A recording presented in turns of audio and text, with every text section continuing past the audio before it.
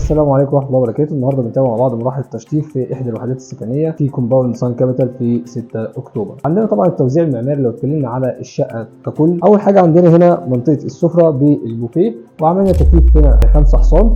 بعد كده هنتكلم على توزيعه الشقه. بعد كده عندنا هنا في منطقه التي في يونت هيكون في المنطقه ديت، ودي الجزء دوت هيكون بتاع الاستقبال على الفيو بتاعنا. بعد كده عندنا هنا في منطقه الطرقه عملناها ماتشنج مع الريسبشن بحيث ان هي تدي اتساع، وفي نفس الوقت البلاطه نفسها هتكون واحده من البلاطه اللي احنا شايفينها قدامنا بالشكل دوت. هننتقل مع بعض للمطبخ. المطبخ عندنا هنا فيه اكتر من تفصيله. اول حاجه عندنا جبنا البوتاجاز في المنطقه ديت، وهنا عملنا الفرن والميكروويف.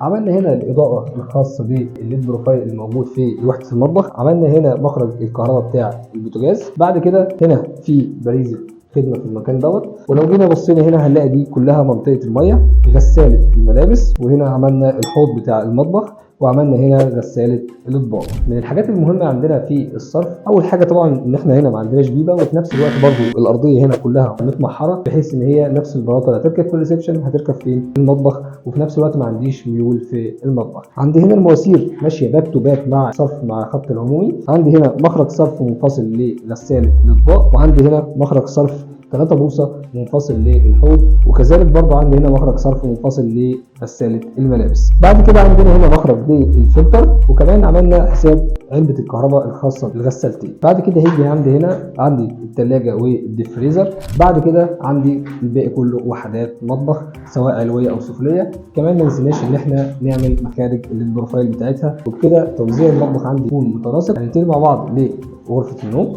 طبعا غرفه النوم هنا الارضيه بتاعتها اتش دي اف، معاها الدريسنج ومعاها الحمام بتاعها. حاطين فيها بعض الالوميتال عشان السيراميك لما بيشتغل بيضطر ان احنا نقصر الالوميتال عشان يبقى الليفل بتاعه مساوي. كذلك برضو الوحدات بتاعت الحمام. هنرجع تاني لغرفه النوم. عندنا هنا السرير 180 سم، وعندنا هنا في وحده تكييف، وعندنا جنب الديكور بتاعنا هيكون موجود في الفاكل بوينت بتاعتنا اللي هي هتكون في ظهر السرير.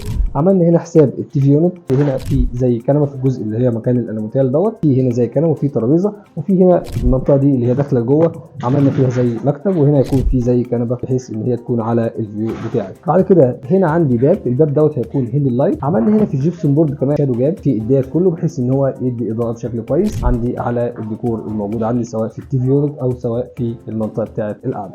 بعد كده هننتقل مع بعض للدريسنج. الدريسنج عندي هيكون اتش دي اف. لو جينا اتكلمنا على التوزيع بتاعه الدريسنج، انا عندي الدريسنج هيكون ماشي حرف ال. طبعا الباب ده فاتح على الطرقه، واحنا فتحنا باب هنا من غرفه النوم. فطبعا تحسبا فيما بعد ان العميل لو حب يغير الوحده او يبيعها، لو حب يرجع الشيء لاصله، فعملنا هنا الباب دوت هيكون هيدن. في نفس الوقت الباب دوت هيكون راكب باب عادي، ولكن وحده الدريسنج اللي احنا هنحطها داخل الغرفه هتكون وحده منفصله مش متلاصقه مع الوحده اللي جنبيها، بحيث في اي وقت حب ليها غرفه هيقفل هنا مفيش مشكله. اليونت اللي هنا يستخدمها كتكمله مع الدولاب اللي هنا، وفي نفس الوقت الباب بتاعي برده بقى غرفه منفصله عن الغرفه اللي جنبيها. بعد كده عندي هنا الحمام الخاص بغرفه النوم.